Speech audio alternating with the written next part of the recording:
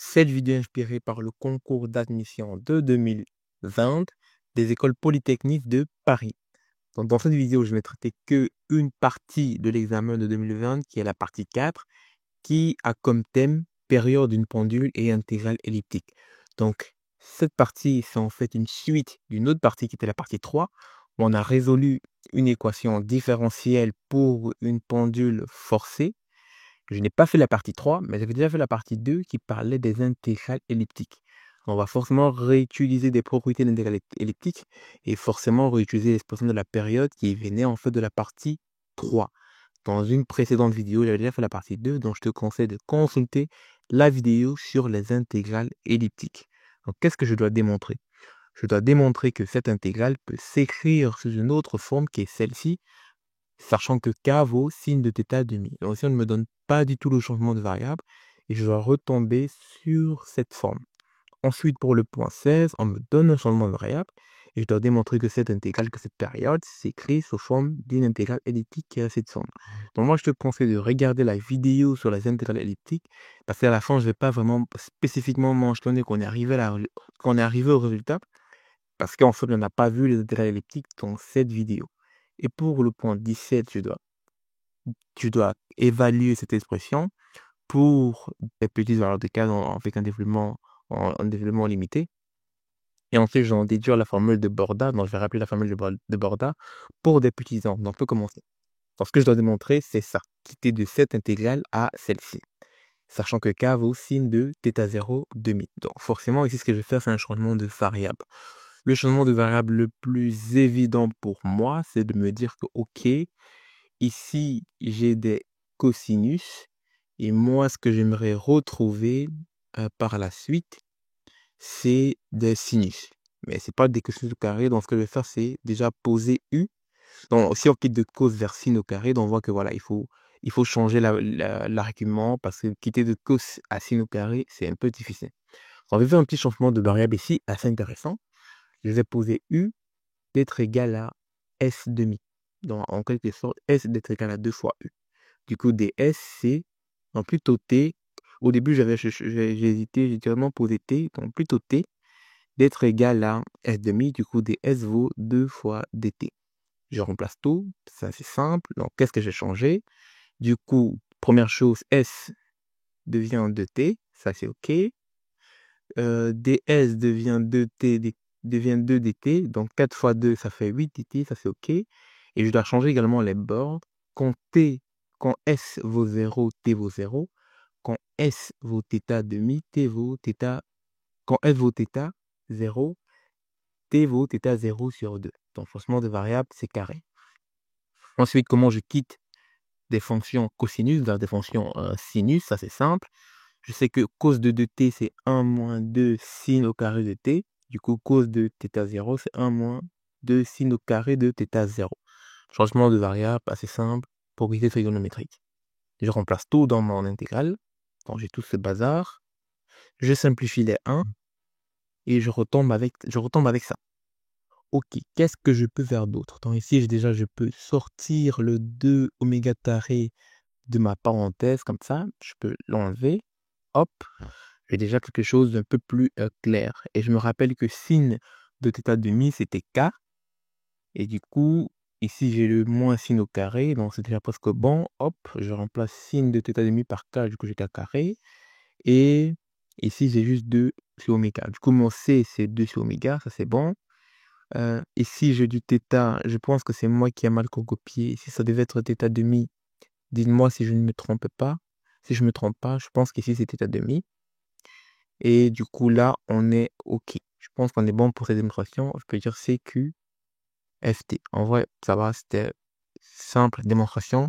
Juste faire un changement de variable comme ça. Appliquer ces identités et tout remplacer sans faire de faute.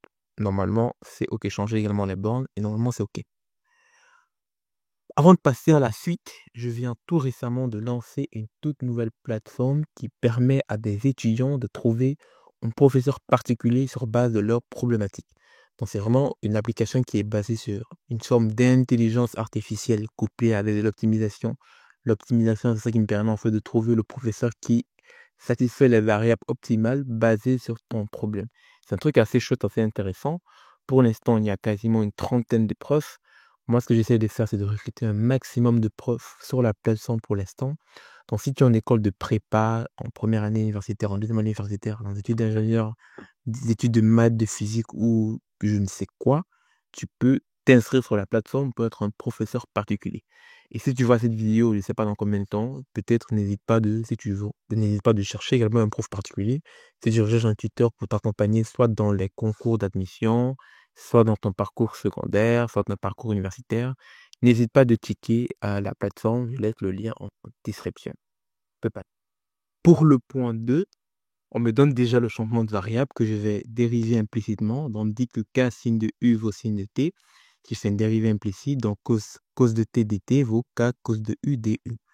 Je remplace tout dans mon expression. Avant de remplacer, je me rassure de changer les bornes d'intégration. Donc, quand T vaut 0, U vaut 0.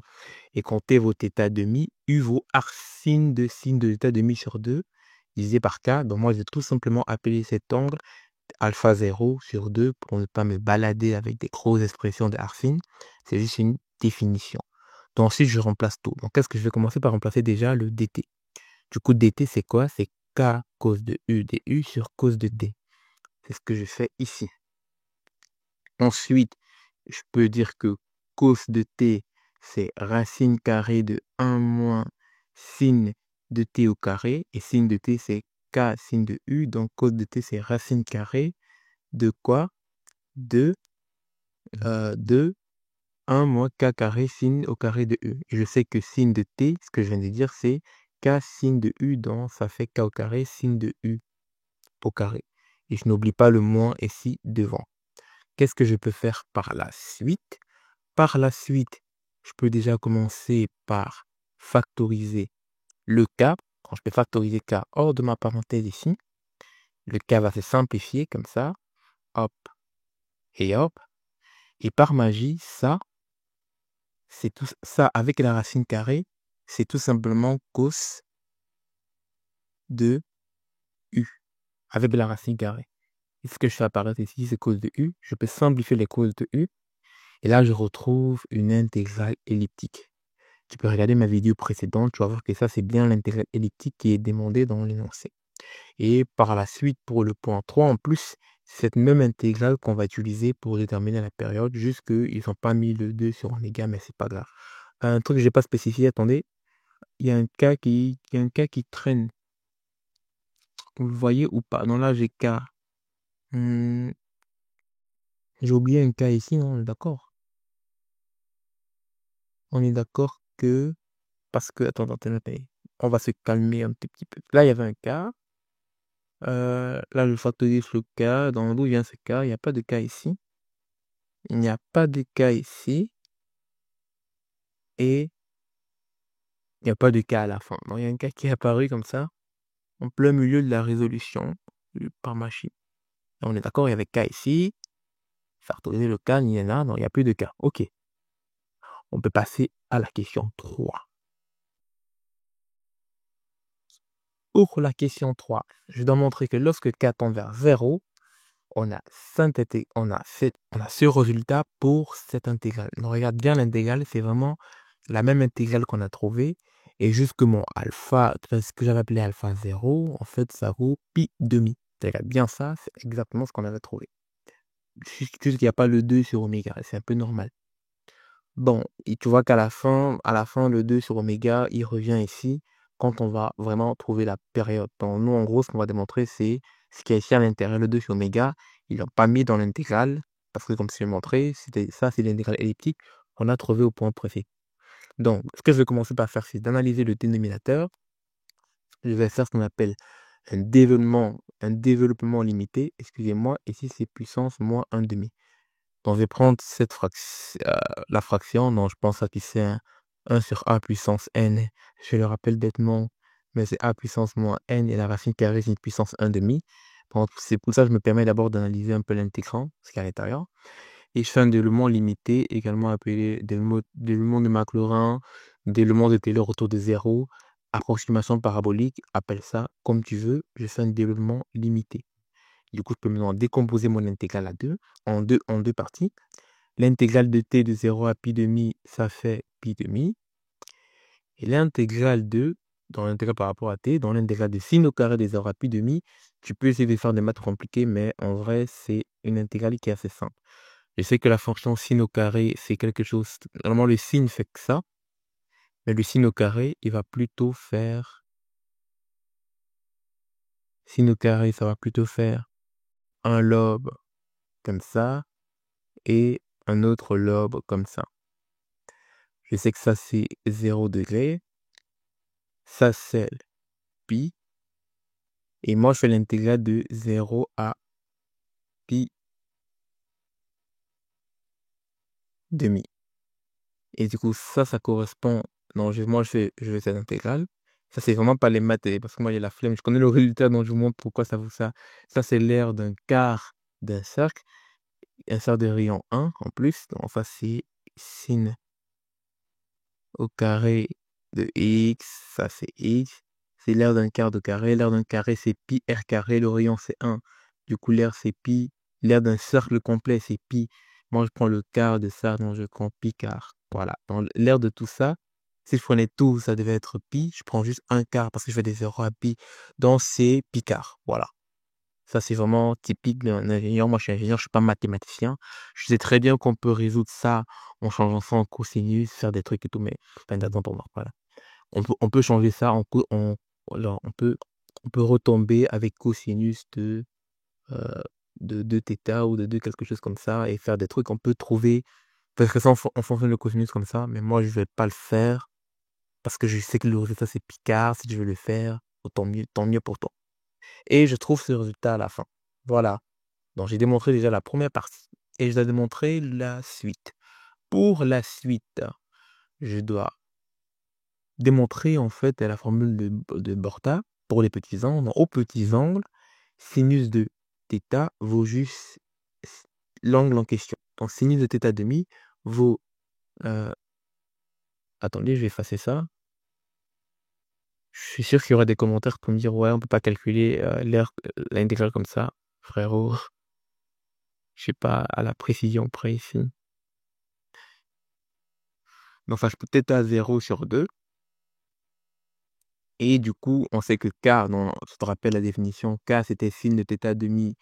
Du coup, K, alors K au carré vaut θ 0 au carré sur 4. Et du coup, je remplace tout, je trouve ça. Moi, ce que j'ai oublié de mettre, c'est le 2 oméga. J'ai rajouté le 2 oméga.